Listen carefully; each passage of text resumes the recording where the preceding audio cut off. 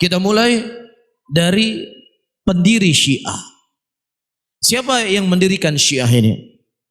Disebutkan awal man usisa Rafidhah wa Abdullah ibnu Saba al-Yahudi min Yahudi al-Yaman.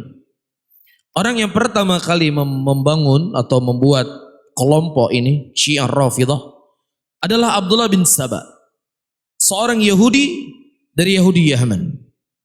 Tadahharu bil Islam, thumma qadima al-Madinah an-Nabawiyah fi ahdi al-Khalifah Ar-Rashid Uthman ibn Affan.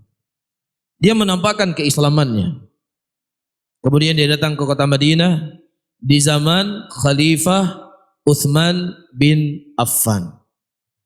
Kalau kita membaca literasi dari kitab-kitab Syiah, dan nggak perlu untuk baca, orang Syiah mereka berselisih pendapat tentang tokoh laki-laki yang bernama Abdullah bin Saba. Ada sebagian Syiah mereka mengatakan ini merupakan tokoh fiktif yang sengaja dimunculkan oleh Sunni untuk menjatuhkan Syiah, kata mereka. Mafhum? Namun sebagian Syiah yang lainnya seperti Al-Kishi, ya, tokoh ulama Syiah, dia menyebutkan adanya seorang laki-laki yang bernama siapa? Abdullah bin Saba yang mencetus pertama kali pemikiran Syiah itu sendiri. Nah, apa yang dia bangun? Nanti kita jelaskan. Apa yang dia bangun pondasi dalam pikirannya atau akidahnya. Ya, cuman kita cerita dulu ya taksis pendiri Syiah ini.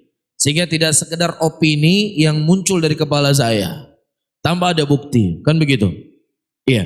Disebutkan oleh Al-Imam Zahabi dalam kitab Syiar Alamin Nubala di jilid yang kelima di halaman 390, kata beliau, Ja'atir Rafidhah Zaidan faqalu tabarra' min Abi Bakar wa Umar hatta nansuruka. Qala bal atawallahuma.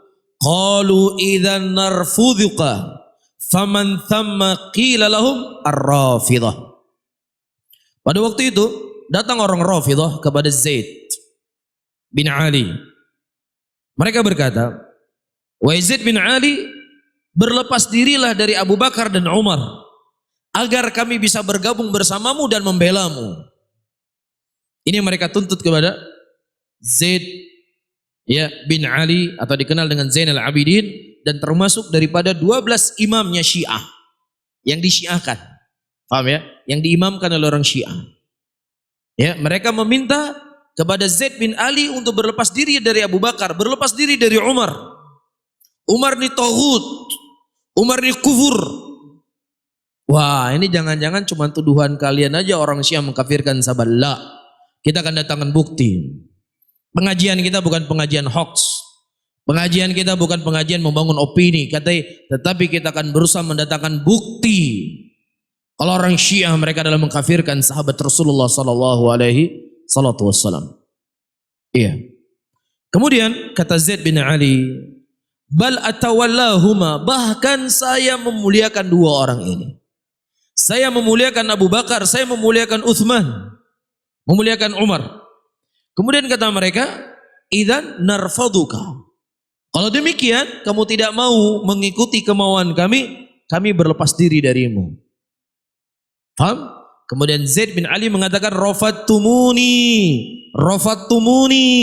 kalian telah mengingkari saya, kalian telah menolak saya. Maka semenjak itulah Syiah dinamakan sebagai apa? Syiah Rafidhah. Apa artinya Rafidhah? Penentang. Mafhum? Iya. Ini silakan dibaca, saya ulangi kembali maraji'nya.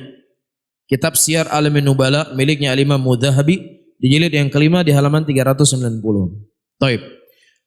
Kemudian disebutkan oleh Syekhul Islam di dalam Majmu'ul Fatawa di jilid yang keempat di halaman 435, qila li Imami Ahmad, dikatakan kepada Imam Ahmad, manir Rafidhi? Siapa itu Rafidhah? Qala alladhi yasubba Abu Bakar wa Umar. Mereka adalah orang-orang yang mencela Abu Bakar dan mencela Umar. Wa bihadza summiyatir Rafidhah. Dengan itulah sebab mereka dinamakan sebagai Rafidhah.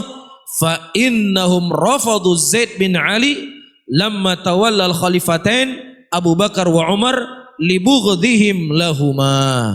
Dikarenakan orang-orang Syiah Rafidhah itu menentang Zaid bin Ali ketika Zaid bin Ali menolak berlepas diri dari Khalifah Abu Bakar dan Khalifah Umar dikarenakan kebencian mereka kepada dua sahabat yang mulia ini.